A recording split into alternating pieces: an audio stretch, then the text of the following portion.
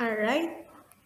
So good morning, everyone. Today's topic is all about cells, parts, and function, and the difference between prokaryotic cells and eukaryotic cell. So on your screen are images that are interrelated with each other. I hope you learned a lot from our previous discussion because today it will just another interesting topic and journey about cell. So we will focus on the parts of the cell and its functions and the difference between prokaryotes and eukaryotes. Okay. So on your screen is a link for an interactive reference how big an object, bacteria, virus, and different specimens. So that we can exactly see on a microscope in different magnification.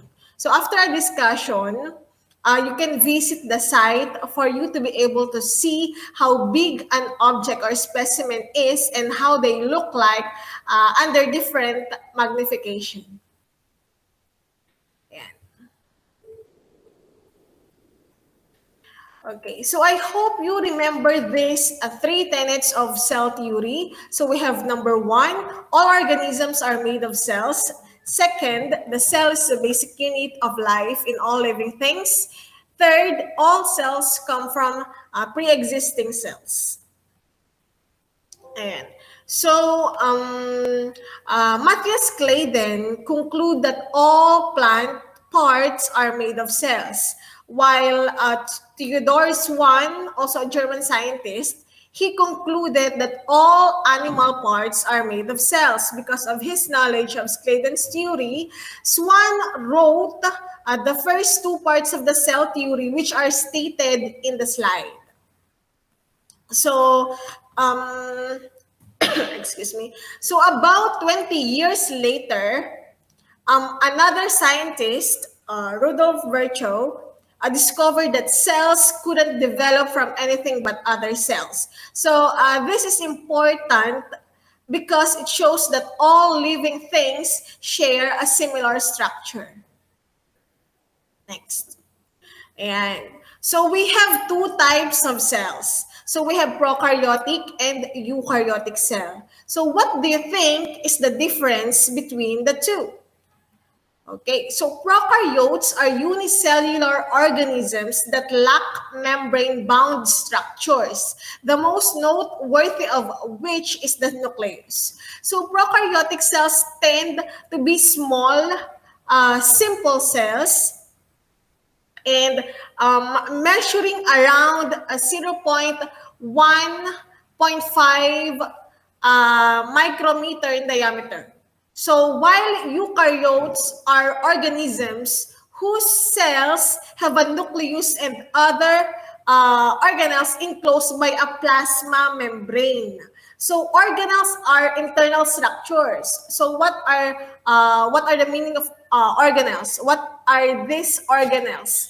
Okay, so organelles are internal structures responsible for a variety of functions such as energy production and protein synthesis.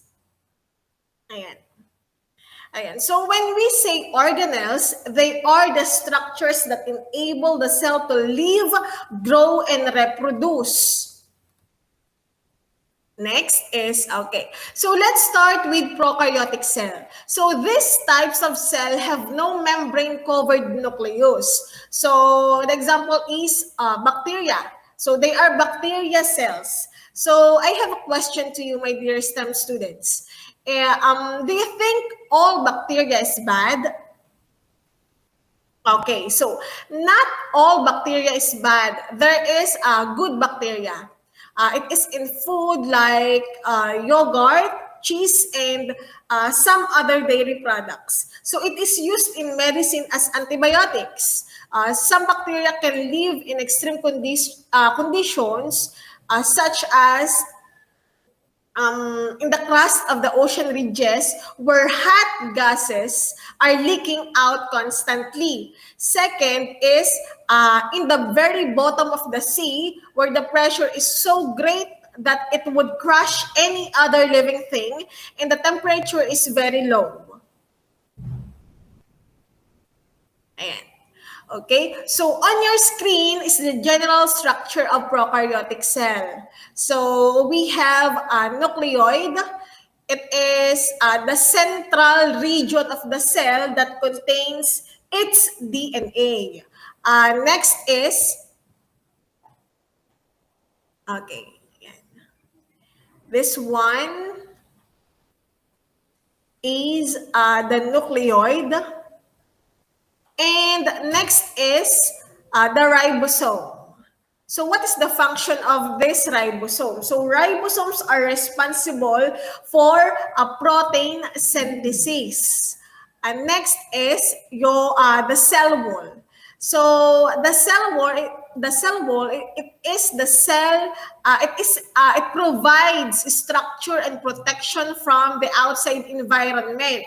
So most bacteria have a rigid cell wall made from carbohydrates and proteins, which is called, what do you call this? Peptidoglycans. So, ayan. So again, every prokaryote has a cell membrane, also known as the plasma membrane, that separates the cell from the outside environment. It is the cell membrane.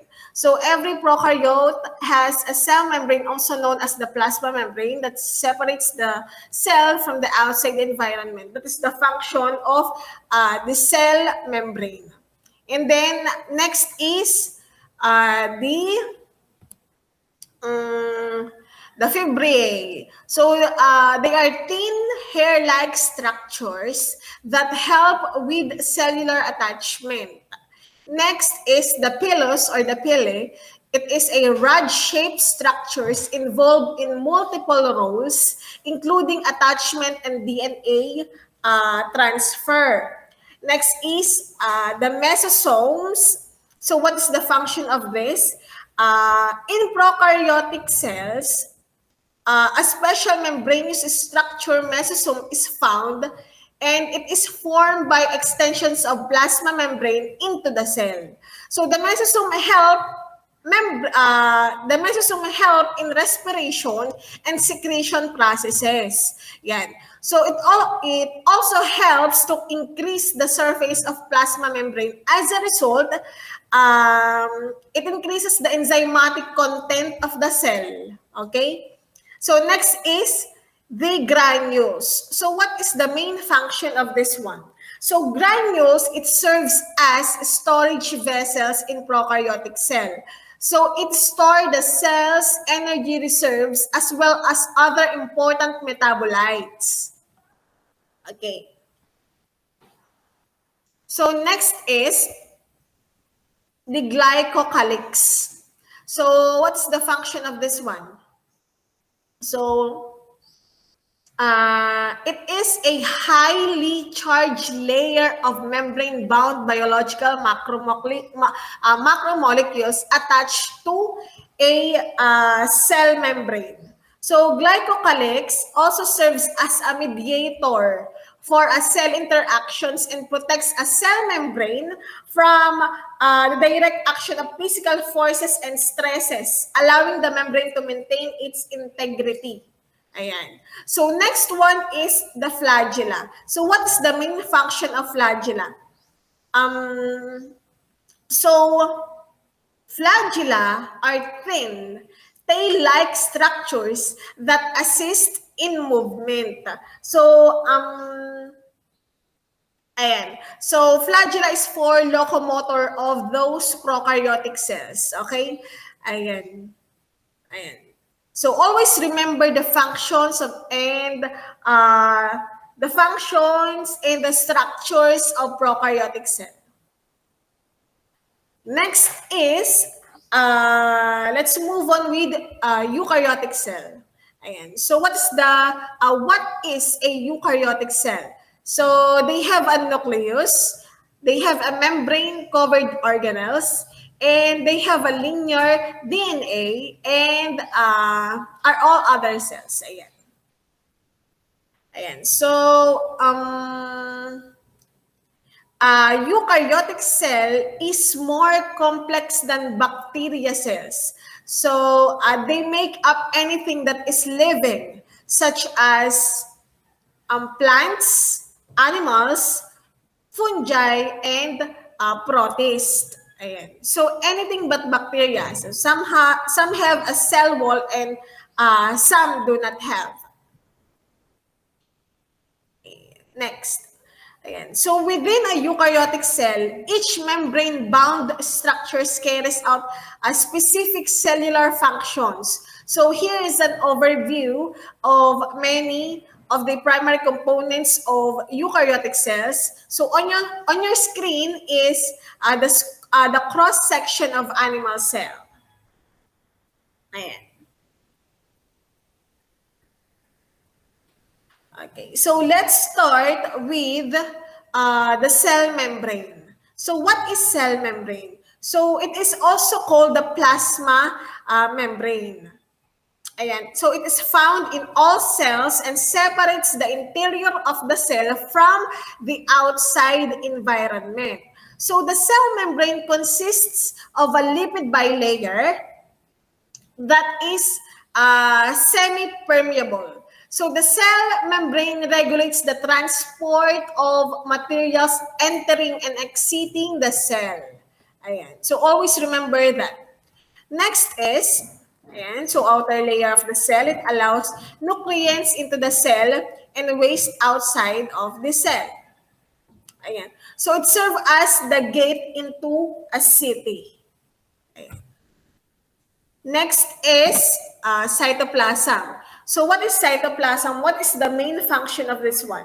So it is a jelly-like fluid contained in the cell that holds the organelles. And so the cytoplasm, it is the region of the cell between the nuclear envelope and the plasma membrane. So it is the swimming pool of the cell organelles. Okay, and next is the nucleus. Ayan. So the nucleus is the control center of the cell and it contains the cell's DNA. So it is the mayor's office. Ayan. So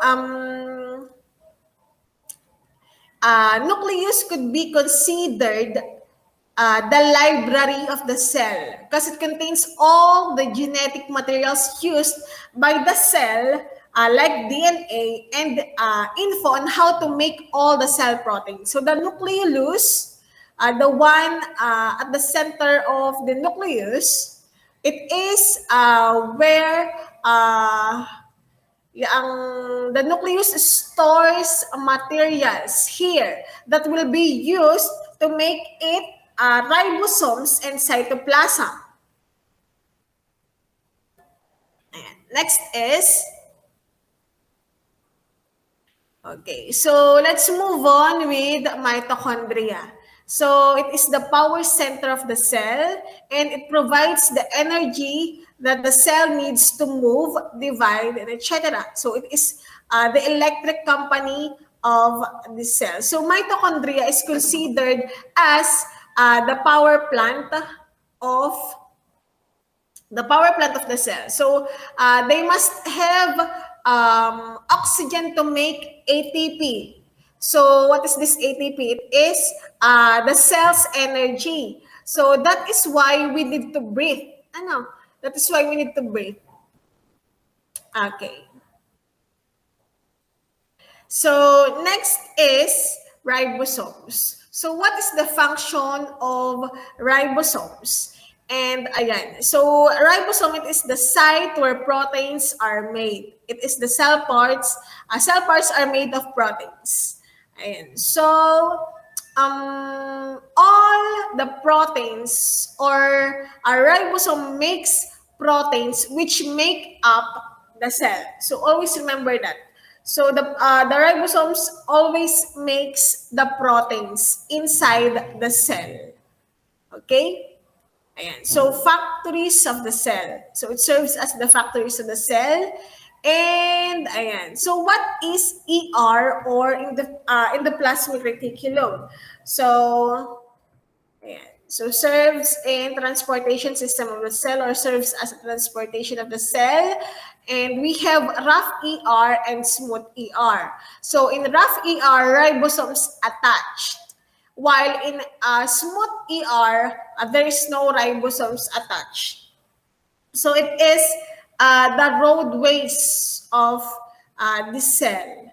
Okay. So the ER is like JNT Express or any kind of transport company of the transport company. So it serves as the transport company of the cell. Substances move through a tubular connections from one place to another. So the ER is responsible for delivering proteins to different parts of the cell. Ayan. So let's move on with the Golgi Complex or Golgi apparatus.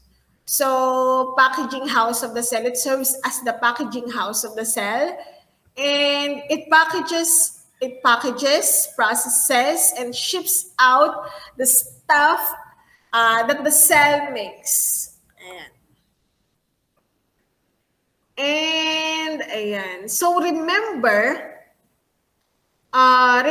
the lipids and proteins that we were delivered by the ER.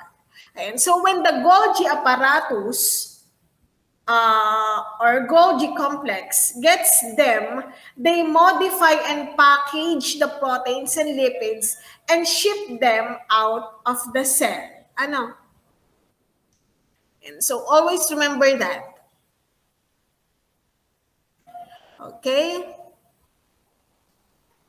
Ayan. We have the lysosome. Ayan. So what is the function of lysosomes? So it digests food particles and cell parts. So it is the garbage man inside the cell. And it protects cell by digesting foreign invaders. So they are also the policeman of the cell. Ayan.